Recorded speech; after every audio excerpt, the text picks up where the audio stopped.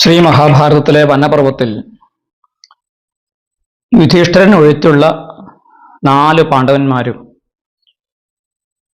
വെള്ളം കുടിക്കാൻ വേണ്ടി ചെന്ന സരസിൽ വെച്ചു കൊറ്റിയുടെ രൂപം ധരിച്ച ഒരു യക്ഷൻ ചോദ്യങ്ങൾ ചോദിച്ച് ഉത്തരം പറഞ്ഞ ശേഷം, അദ്ദേഹം ചോദിക്കുന്ന ചോദ്യങ്ങൾക്ക് ഉത്തരം പറഞ്ഞ ശേഷം മാത്രമേ വെള്ളം കുടിക്കാവൂ എന്ന അദ്ദേഹം ചെയ്ത ഒരു വാക്കിനെ, മുന്നറിയിപ്പിനെ അവഗണിച്ചുകൊണ്ട് വെള്ളം കുടിച്ച് 4 പേരും മരിച്ചു വീഴുകയും, യുധിഷ്ഠിര മഹാരാജാവ് ചെന്നപ്പോൾ അദ്ദേഹത്തിൻ്റെ ചോദ്യങ്ങൾക്ക്, ഈ കൊറ്റിയുടെ അതായത് യക്ഷന്റെ ചോദ്യങ്ങൾക്ക് അദ്ദേഹം സമർത്ഥമായി ഉത്തരം പറയുകയും ചെയ്യുകയാണ്.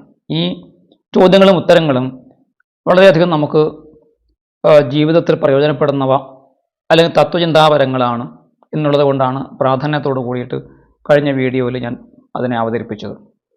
അതിൻ്റെ അവസാന ഭാഗത്ത് എന്തൊക്കെയാണ് അദ്ദേഹം ഈ യക്ഷൻ ചോദിച്ചത്, അതിന് ബുദ്ധിപരമായിട്ട് എങ്ങനെയാണ് യുധിഷ്ഠിര മഹാരാജാവ് മറുപടി പറഞ്ഞത് എന്നും ഈ വീഡിയോയിൽ നമുക്ക് നോക്കാം. ചോദ്യങ്ങളിൽ ഓരോ ശ്ലോകത്തിനകത്ത് 4 ചോദ്യങ്ങളാണ് ഉണ്ടായിരുന്നത്. ഒറ്റ ശ്ലോകത്തിൽ 4 ചോദ്യങ്ങൾ. യുധിഷ്ഠിര മഹാരാജാവിൻ്റെ ഉത്തരവും അതേപോലെ ഒരു ശ്ലോകത്തിൽ 4 ഉത്തരങ്ങൾ. അങ്ങനെയാണ് മിക്കതും. 1-2 ചോദ്യങ്ങൾക്ക് അദ്ദേഹം ഒന്നിലധികം ശ്ലോകങ്ങളിലൂടെ ഉത്തരം പറയുന്നതായിട്ട് കാണാം. ഇനി അവസാനമായിട്ട് ചോദിക്കുന്ന 1-2 ചോദ്യങ്ങളിൽ ഈ ചോദ്യവും ഉത്തരവും വളരെ പ്രസിദ്ധമായ ചോദ്യങ്ങളാണ്. യക്ഷപ്രശ്നം എന്ന പേരിലുള്ള ഈ ചോദ്യോത്തരങ്ങളിൽ ഏറ്റവും കൂടുതൽ വിദ്വാൻമാരെ ആകർഷിച്ചതായ ഒരു ചോദ്യമാണ് ഇനി ഇവിടെ ഞാൻ പറയുന്നത്. ആ ചോദ്യം ഇങ്ങനെയാണ്: കോ മോദതേ കിമാശ്ചര്യം കപ്പന്ഥാ കാചവർത്തിക മമൈതാം ചതുര പ്രശ്നാൻ കഥയിത്വാ ജലം പിബ. കോ മോദതേ, ആരാണ് മോദിക്കുന്നത്, സന്തോഷിക്കുന്നത് ആരാണ്, ആർക്കാണ് ആനന്ദമുണ്ടാകുന്നത്, എന്താണ് ആശ്ചര്യമായിട്ടുള്ളത്? കപന്ഥാഹ, എന്താണ് മാർഗം എന്ന് വെച്ചാൽ നമ്മൾ ജീവിതത്തിൽ ഏത് തരം മാർഗത്തെയാണ്, എങ്ങനെയാണ് ഒരു ധാർമ്മികമാണോ അധാർമികമാണോ സത്യമാണോ അസത്യമാണോ എന്ന് തീരുമാനിക്കാനുള്ള ആ മാർഗം എങ്ങനെയാണ് കണ്ടെത്തുക, എന്താണ് മാർഗം? കാച വാർത്തിക, എന്താണ് നമ്മുടെ ഉപജീവനം, അതായത് നമ്മുടെ ജീവിത വൃത്തി എന്ന് പറയുന്നത് എന്താണ്? ഈ 4 ചോദ്യങ്ങളാണ്. മമൈതാം ചതുരപ്രശ്നൻ കഥയിത്വാ ജലം പിബ. അവസാനത്തെ ചോദ്യമായതുകൊണ്ട് അദ്ദേഹം പറഞ്ഞു, എൻ്റെ ഈ 4 ചോദ്യങ്ങൾക്ക് ഉത്തരം പറഞ്ഞ് വെള്ളം കുടിച്ചോളൂ എന്ന് പറഞ്ഞു. സാധാരണ പറയാറുണ്ട്, ഉത്തരം പറയാൻ വേണ്ടി വെള്ളം കുടിക്കാറുണ്ട്. ചോദ്യം കഠിനമാണെങ്കിൽ നമ്മൾ ഉത്തരം പറയാൻ വെള്ളം കുടിക്കുമെന്ന് പറയാറുണ്ട്. ഇദ്ദേഹം പറഞ്ഞത് ഉത്തരം പറഞ്ഞ ശേഷം വെള്ളം കുടിച്ചോളൂ എന്നാണ്. എന്ന് വെച്ചാൽ ഈ ഉത്തരം പറഞ്ഞു കഴിഞ്ഞാൽ അങ്ങക്ക് ഈ തടാകത്തിലെ വെള്ളം കുടിക്കാൻ ഞാൻ അനുവാദം നൽകുന്നതാണ് എന്നാണ് അതിൻ്റെ അർത്ഥം. അപ്പോൾ യുധിഷ്ഠിരന് ഉത്തരം പറയാൻ ഒരു മടിയുണ്ടായില്ല. അദ്ദേഹത്തിന് ഒരു തരത്തിലും സംശയമില്ലായിരുന്നു. ശാസ്ത്രത്തിൽ അദ്ദേഹം നേടിയെടുത്ത ആ ഒരു ഉറപ്പ്, അദ്ദേഹം പഠിച്ചതിലുള്ള ഉറപ്പും അതിലുള്ള പൂർണ്ണ വിശ്വാസവും അദ്ദേഹം പ്രകടിപ്പിച്ചുകൊണ്ട് ഈ ചോദ്യങ്ങൾക്ക് അദ്ദേഹം 4 ശ്ലോകങ്ങളിലായിട്ടാണ് ഉത്തരം പറയുന്നത്. വളരെ ചിന്ത്യമായ, വളരെ ബുദ്ധിപരമായിട്ടുള്ള, അതോടൊപ്പം തന്നെ തത്വചിന്താപരമായിട്ടുള്ള ഉത്തരമാണ് അദ്ദേഹം പറഞ്ഞത്. ആദ്യത്തെ ചോദ്യം, ആരാണ് മോദിക്കുന്നത്, ആരാണ് ആനന്ദിക്കുന്നത് എന്നാണ് ചോദ്യം. അദ്ദേഹം പറഞ്ഞു, പഞ്ചമേഹനി ഷഷ്ഠേവ ശാകം പചതി സ്വേഗൃഹേ അനൃണീ ച അപ്രവാസീ ച സവാരിചര മോദതേ. ഈ ഉത്തരം മുമ്പ് അദ്ദേഹം വേറൊരു ചോദ്യത്തിന് ഉത്തരമായിട്ട് നഹുഷനോട് പറഞ്ഞിട്ടുള്ളത് തന്നെയാണ്.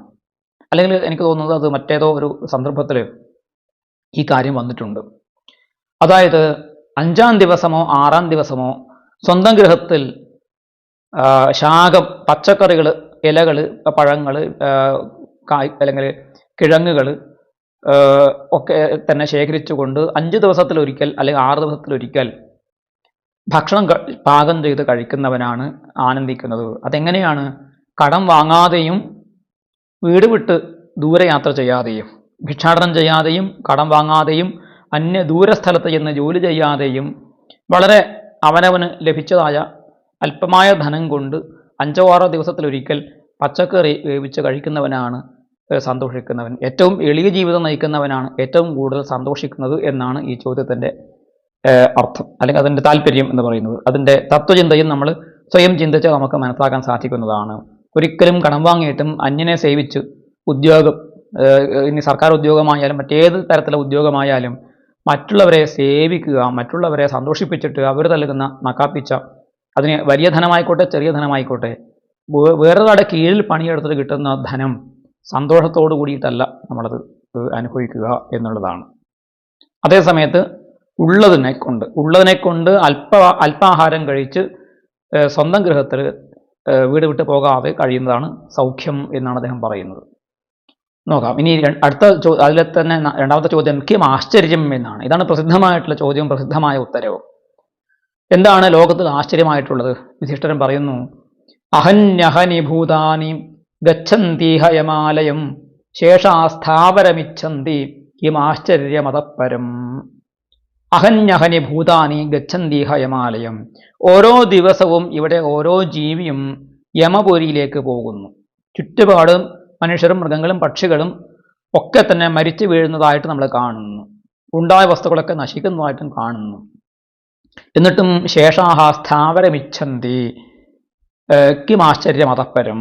എന്നിട്ട് ബാക്കിയുള്ള ആളുകൾ ഞാനിവിടെ സ്ഥിരമായിട്ട് കഴിയും എന്ന് വിചാരിക്കുന്നു, ആഗ്രഹിക്കുന്നു.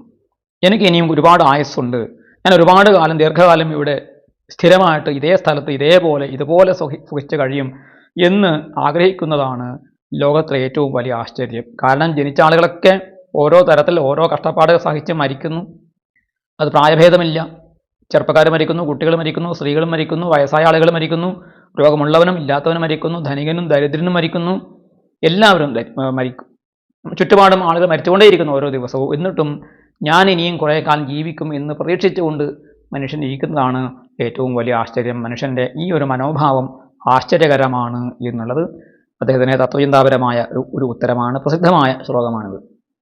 അടുത്ത ശ്ലോകം, ഇനി ചോദ്യം എന്തായിരുന്നു? കപ്പന്ഥാഹ എന്നാണ്. എന്താണ് പന്ഥാവ്? എന്താണ് മാർഗം? ധർമ്മം അധർമ്മം മുതലായ കാര്യങ്ങൾ തീരുമാനിച്ചിട്ട് സത്യത്തിൻ്റെ വഴിയിലൂടെ സഞ്ചരിക്കണമെങ്കിൽ എന്തിനെയാണ് നമ്മൾ സ്വീകരിക്കേണ്ടത് എന്നുള്ള ചോദ്യത്തിന് ഈ ഉത്തരവും ലോകപ്രസിദ്ധമായ ഒരു ഉത്തരമാണ്. അദ്ദേഹം പറയുന്നു, തർക്കോ പ്രതിഷ്ഠശ്രുതയോ വിഭിന്ന നൈകോ ഋഷിര്യസ്യ മതം പ്രമാണം ധർമ്മസ്യ തത്വം നിഹിതം ഗുഹായാം മഹാജനോ യേന ഗതഃ സപന്ഥ. എന്ന് വെച്ചാൽ തർക്കോ പ്രതിഷ്ഠ, തർക്കം, വാദവിവാദങ്ങൾ ഏർപ്പെടുക, തർക്കശാസ്ത്ര സംബന്ധമായിട്ട് ഇതാണ് ശരി എന്ന് സ്ഥാപിക്കുക, മറ്റുള്ളവർ പറയുന്നതിനെ ഖണ്ഡിക്കുക, ഖണ്ഡനം മണ്ഡനം മുതലായ കാര്യങ്ങളിലൂടെ സ്വാഭിപ്രായത്തെ സ്ഥാപിക്കുന്നതിനെയാണ് തർക്കം എന്ന് പറയുന്നത്.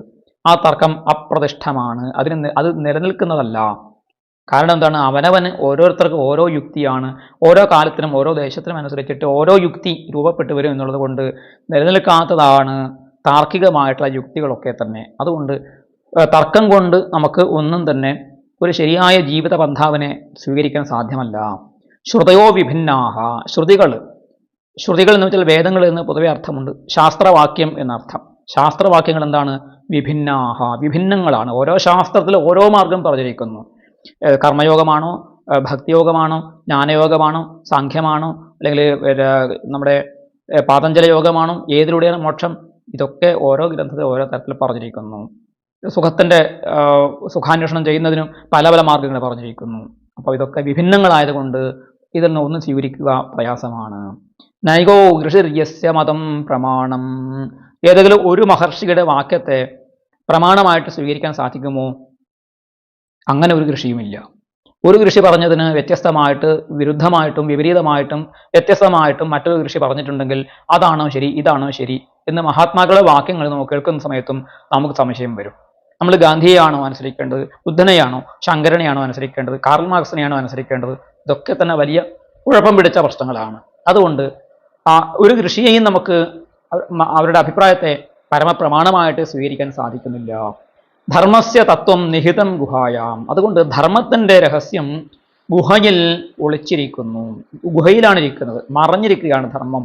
ധർമ്മരഹസ്യം മറഞ്ഞിരിക്കുന്നത് കൊണ്ട് നമുക്ക് ഇന്നതാണ് ധർമ്മം എന്ന് തീരുമാനിക്കാൻ നമ്മളെ പോലുള്ള ലൗകികന്മാരായ പ്രാപഞ്ചികന്മാരായിട്ടുള്ള ആളുകൾക്ക് എളുപ്പത്തിൽ സാധിക്കുകയില്ല എന്നുള്ളത് കൊണ്ട് ധർമ്മം വളരെ വളരെ നിഗൂഢമായൊരു കാര്യമാണ്. ഒരാൾ ചെയ്യുന്നത് ധർമ്മമാണ് അല്ലെങ്കിൽ അധർമ്മമാണ് എന്ന് നമുക്ക് കണ്ണും പൂട്ടി അങ്ങ് പറയാൻ സാധിക്കുകയില്ല. അയാളുടെ ഉള്ളിൽ അയാൾ ഏത് പ്രമാണത്തെ സ്വീകരിച്ചിരിക്കുന്നു? ഒരാൾ ഒരു കർമ്മം ചെയ്യുന്ന സമയത്ത് ആ കർമ്മം ചെയ്യാൻ അയാളെ പ്രേരിപ്പിച്ചത് എന്താണ്? ആ കർമ്മം ചെയ്യുമ്പോൾ അദ്ദേഹത്തിൻ്റെ മനോഭാവം എന്തായിരുന്നു? അതിൽ പരദ്രോഹത്തിൻ്റെ ഭാവം ഉണ്ടായിരുന്നോ, അതോ പരോപകാരത്തിൻ്റെ ഭാവമാണോ ഉള്ളത്? ലോകഹിതത്തിൻ്റെ ഭാവം അതിലുണ്ടായിരുന്നോ, അല്ല ലോകത്തിന് ഉപദ്രവം ചെയ്യണമെന്ന വിചാരമാണോ? ഇത് ആർക്ക് തീരുമാനിക്കാൻ പറ്റും? അയാൾക്ക് മാത്രമേ തീരുമാനിക്കാൻ പറ്റുകയുള്ളൂ. അപ്പോൾ അയാൾ തീരുമാനിക്കുന്നത് എന്തിനെ അടിസ്ഥാനപ്പെടുത്തിയിട്ടാകണം? ഈ പറഞ്ഞ കാര്യങ്ങളൊന്നും തന്നെ നിലനിൽക്കുന്നതുമല്ല. അതുകൊണ്ട് ഒരേ ഒരു കാര്യത്തെ ആസ്പദമാക്കിയിട്ട് മാത്രമേ നമുക്ക് ധർമാധർമ്മങ്ങളെ വിലയിരുത്താൻ സാധിക്കുകയുള്ളൂ. നമ്മുടെ പന്ഥാവിനെ, നമ്മുടെ മാർഗത്തെ നമുക്ക് ഉറപ്പിക്കാൻ സാധിക്കുകയുള്ളൂ. അതെന്താണ്? മഹാജനോ ഏനഗതസ്സ പന്ഥ. മഹാത്മാക്കൾ ഏത് വഴിക്കാണ് പോയത്? നമുക്ക് തൊട്ട് മുമ്പ് ജീവിച്ച അല്ലെങ്കിൽ നമുക്ക് മാതൃകാപുരുഷന്മാരായിട്ടുള്ള മഹാത്മാക്കൾ ഏത് വഴിക്കാണ് പോയിട്ടുള്ളത്, അതിനെ കണ്ണും പൂട്ടി പിന്തുടരുക എന്നല്ലാതെ ധർമ്മം ഇന്നതാണ് എന്ന് പറയാൻ ഒരു ശാസ്ത്ര ഗ്രന്ഥത്തിനും ഒരു ശാസ്ത്രകാരനും സാധിക്കുകയില്ല എന്നുള്ള ഒരു അതിമഹത്തായ ആശയം. എന്ന് വച്ചാൽ നമുക്ക് എല്ലാ കാലത്തും പിന്തുടരാൻ, എല്ലാ ആളുകൾക്കും എല്ലാ കാലത്തും എല്ലാ സ്ഥലത്തും പിന്തുടരാൻ പറ്റുന്ന ഒരു ഏകധർമ്മം അല്ല. ധർമ്മത്തിന് വൈവിധ്യമുണ്ട്. ആ വൈവിധ്യത്തെ അംഗീകരിച്ചുകൊണ്ടും അഭിപ്രായ സ്വാതന്ത്ര്യത്തെ സ്വീകരിച്ചുകൊണ്ടും അഭിപ്രായ വൈവിധ്യങ്ങളെ സ്വീകരിച്ചുകൊണ്ടും നിരന്തരമായ മനന പ്രക്രിയയിലൂടെ ജീവിതത്തെ നമുക്ക് ഊതിക്കാച്ചിയ പൊന്നാക്കിയിട്ട് മാറ്റണമെങ്കിൽ മഹാത്മാക്കളുടെ പാദങ്ങളെ നമ്മൾ അനുസ്മരിക്കുക, അവരെ പിന്തുടരുക, ഗുരുവാക്യങ്ങളെ പിന്തുടരുക, അതിലൂടെ നമ്മൾ ജീവിക്കുക എന്നുള്ളതാണ് മാർഗം എന്ന് അദ്ദേഹം പറയുകയാണ്.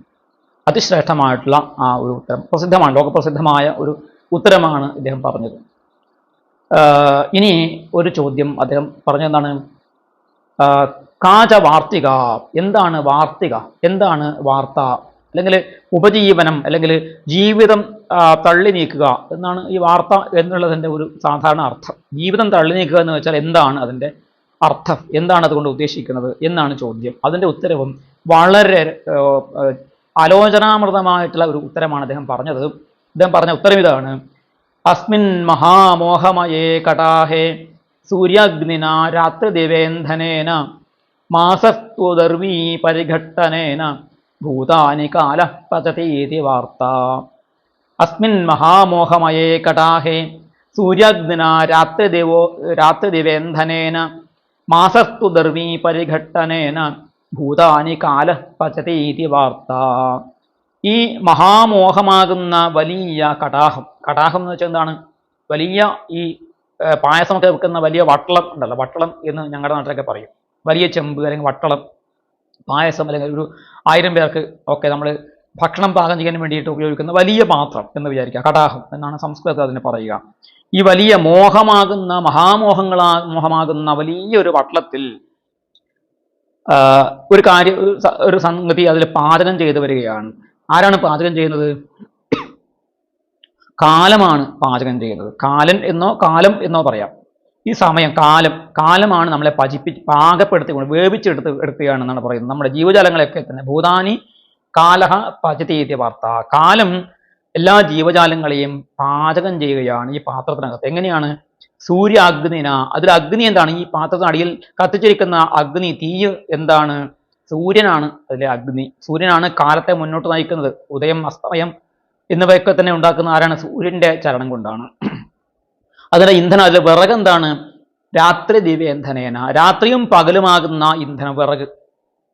രാത്രിയാകുന്ന വിറകും പകലാകുന്ന വിറകും ഈ അടുപ്പിനകത്ത് ഇട്ടിട്ട് സൂര്യനാകുന്ന അഗ്നി ജ്വലിച്ചുകൊണ്ടേയിരിക്കുന്നു. എന്നിട്ട് നമ്മുടെ മഹാമോഹമാകുന്ന പാത്രത്തിൽ നമ്മളെയൊക്കെ തന്നെ ഈ പാത്രത്തെ വേവിക്കുന്ന സമയത്ത് നമ്മൾ ഇളക്കാൻ വേണ്ടിയിട്ട് ഒരു തവി ഉപയോഗിക്കുമല്ലോ. വലിയ മരം കൊണ്ടോ അല്ലെങ്കിൽ സ്റ്റീലിൻ്റെയോ അല്ലെങ്കിൽ ചെമ്പിൻ്റെയോ വലിയ ചട്ടുകം, ഓടിൻ്റെ ഒക്കെ ചട്ടുകം കൊണ്ട് നമ്മൾ ഇളക്കുമല്ലോ പായസവും ഒക്കെ തന്നെ. ഇങ്ങനെ ഇളക്കാൻ വേണ്ടി ഉപയോഗിക്കുന്ന ചട്ടുകം എന്താണ്? തവി എന്താണ്? മാസസ്തുദർവീ പരിഘട്ടനേന. മാസങ്ങളും ഋതുക്കളുമാകുന്ന തവികളെ കൊണ്ട് ഇളക്കിയിട്ടാണ് നമ്മളെ പാചകം ചെയ്തെടുക്കുന്നത്. ആര്? കാലം എന്ന് പറയുന്നത്. കാലമാകുന്ന പാചകക്കാരൻ മനുഷ്യനും അടക്കമുള്ള എല്ലാ ജീവജാലങ്ങളെയും ഈ മഹാമോഹമാകുന്ന കടാഹത്തിനകത്ത്, വലിയ ഈ വട്ടളത്തിനകത്ത് പാചകം ചെയ്തെടുക്കുന്നതിനെയാണ് ജീവിതം എന്ന് പറയുന്നത്, ജീവിതയാത്ര എന്ന് പറയുന്നത്. എത്ര മഹത്തായ, എത്ര ഉന്നതമായ ഒരു ചിന്തയാണ് ഉത്തരത്തിൽ അടങ്ങിയിരിക്കുന്നത് എന്ന് നോക്കുക. യുധിഷ്ഠിര മഹാരാജാവിൻ്റെ മഹാബുദ്ധി, അദ്ദേഹത്തിൻ്റെ ശാസ്ത്രജ്ഞാനം, അദ്ദേഹത്തിൻ്റെ നിരീക്ഷണ ബുദ്ധി, അദ്ദേഹത്തിൻ്റെ യുക്തിബോധം, അദ്ദേഹത്തിൻ്റെ ഭൂതദയ, ലോകത്തോടുള്ള അദ്ദേഹത്തിൻ്റെ കാഴ്ചപ്പാട്, ജീവിതത്തോടുള്ള അദ്ദേഹത്തിൻ്റെ ശാസ്ത്രീയമായ കാഴ്ചപ്പാട് വ്യക്തമാക്കുന്നതാണ് ഈ ഉത്തരങ്ങളൊക്കെ തന്നെ എന്ന് കാണണം. അത്രയും മഹാപുരുഷനാണ്, പുണ്യശ്ലോകനാണ് യുധിഷ്ഠിര മഹാരാജാവ് എന്ന് നമ്മൾ മനസ്സിലാക്കണം. കേവലം നമ്മുടെ നിരൂപകന്മാർ പറയുന്നത് പോലെ ദുര്യോധനാണോ കർണനാണോ ശകുനിയാണോ ആരാണ് മഹാൻ എന്ന് അവർക്ക് ഇപ്പോഴും തീരുമാനമായിട്ടില്ല. മഹാഭാരതം നമ്മൾ നിഷ്പക്ഷമായി വായിച്ചാൽ മനസ്സിലാകും, ധർമ്മത്തിൻ്റെ മറുകര കണ്ട ഒരാൾ മഹാഭാരതത്തിലുള്ളത് അത് ധർമ്മപുത്രർ തന്നെയാണ്. അദ്ദേഹത്തിന് ഈ മറുപടികൾ യുധിഷ്ഠിര മഹാരാജാവാണ് ഈ മറുപടി പറയുന്നത്. മറ്റാർക്കും ഈ മറുപടി പറയാൻ സാധിച്ചിട്ടില്ല. അല്ലെങ്കിൽ മറ്റുള്ളവരുടെ ജീവിതത്തിൽ ഇത്തരം സംവാദങ്ങളെക്കുറിച്ച് വ്യാസൻ മഹാഭാരതത്തിൽ പറഞ്ഞിട്ടില്ല, ദുര്യോധനനെക്കുറിച്ച് പറഞ്ഞിട്ടില്ല, കർണനെക്കുറിച്ച് പറഞ്ഞിട്ടില്ല, മറ്റേതെങ്കിലും വ്യക്തിയെക്കുറിച്ച് പറഞ്ഞിട്ടില്ല. അപ്പോൾ മഹാഭാരതം ഈ യുധിഷ്ഠിരൻ എന്ന് പറയുന്ന ധർമ്മപുത്രൻ എന്ന് പറയുന്ന മഹാത്മാവിൻ്റെ ധർമാന്വേഷണ പരീക്ഷണങ്ങളാണ്. ഗാന്ധിജിയുടെ സത്യാന്വേഷണ പരീക്ഷണങ്ങൾ പോലെ അദ്ദേഹത്തിൻ്റെ ധർമാന്വേഷണ പരീക്ഷണങ്ങളാണ് മഹാഭാരത കഥ എന്ന് നമ്മൾ മനസ്സിലാക്കണം. അതിൽ ശ്രീകൃഷ്ണ ഭഗവാന്റെ അവസാന വാക്കുകളെ നമുക്ക് കാണാം. വ്യാസന്റെയും കൃഷ്ണന്റെയും അവസാന വാക്കുകളെ നമുക്ക് അതിൽ സ്വീകരിക്കാവുന്നതാണ്. ധർമ്മപുത്രരുടെ വാക്കുകളെ നമുക്ക് എങ്ങനെ സ്വീകരിക്കാം? അദ്ദേഹം നിരന്തരമായ സത്യത്തെ, ധർമ്മത്തെ അനുസന്ധാനം ചെയ്തുകൊണ്ട് ജീവിത പരീക്ഷകളെ നേരിടുകയും അതിനുവേണ്ടി മഹാത്യാഗം ചെയ്യുകയും ചെയ്ത ഒരു പുരുഷനാണ് യുധിഷ്ഠിരൻ എന്നാണ് നമ്മൾ മനസ്സിലാക്കേണ്ടത്. ഈ ചോദ്യത്തിന് ഉത്തരം കേട്ട് യക്ഷൻ വളരെയധികം സന്തോഷിച്ചു. അദ്ദേഹം ഒരു ചോദ്യം കൂടി ചോദിച്ചു. എന്താണ്? പുരുഷൻ ആരാണ്? ഏറ്റവും വലിയ ധനി, സർവധനി, ഏറ്റവും വലിയ ധനികൻ ആരാണ് എന്ന ചോദ്യം ചോദിച്ചു. യുധിഷ്ഠിരൻ പറഞ്ഞു, ആരുടെ യശസ്സിൻ്റെ ശബ്ദങ്ങളാണോ ആകാശത്തിൽ ചെന്ന് മുട്ടുകയും ഭൂമിയിലും ആകാശത്തിലും സ്പർശിക്കുന്നതായ കീർത്തിയുടെ ശബ്ദം ആരെ സംബന്ധിച്ചാണോ ഉള്ളത്, അയാളാണ് പുരുഷൻ. പിന്നെ ആരാണ് ഏറ്റവും വലിയ ധനികൻ, സർവധനി ആരാണ്? തുല്യേ പ്രിയാപ്രിയേ യസ്യ സുഖദുഃഖേ തഥൈവ ച അതീത അനാഗതേ ചോഭേ സവൈ സർവധനി നരഹ. പ്രിയം അപ്രിയം എന്നിവ തുല്യമായിട്ടും സുഖവും ദുഃഖവും തുല്യമായിട്ടും കഴിഞ്ഞു പോയതും വരാനിരിക്കുന്നതിനെയും തുല്യമായിട്ടും കാണുന്നവൻ ആരാണോ അവനാണ് ഏറ്റവും വലിയ ധനികൻ എന്ന് പറഞ്ഞതോടുകൂടി ആ യക്ഷൻ കൈയടിച്ചുകൊണ്ട് അദ്ദേഹത്തിൻ്റെ ഉത്തരങ്ങളെ അംഗീകരിച്ചു. എന്നിട്ട് പറഞ്ഞു, രാജാവേ, വ്യാഖ്യാത പുരുഷോ രാജൻ, പുരുഷൻ ആരാണെന്നും സർവധനി ആരാണെന്നും അങ്ങ് വ്യാഖ്യാനിച്ചതോടുകൂടി എൻ്റെ ചോദ്യങ്ങൾ അവസാനിച്ചു. എൻ്റെ കയ്യിൽ ഇനി ചോദ്യങ്ങളില്ല. എൻ്റെ കയ്യിലുള്ള ആ ക്വസ്റ്റ്യൻസ് ഒക്കെ അവസാനിച്ചു. ഇനി മാർക്ക് പറയുകയാണ്, ഇതിൻ്റെ റിസൾട്ട് ഞാൻ പ്രഖ്യാപിക്കുകയാണ്. അങ്ങ് പറഞ്ഞതൊക്കെ ശരിയാണ്.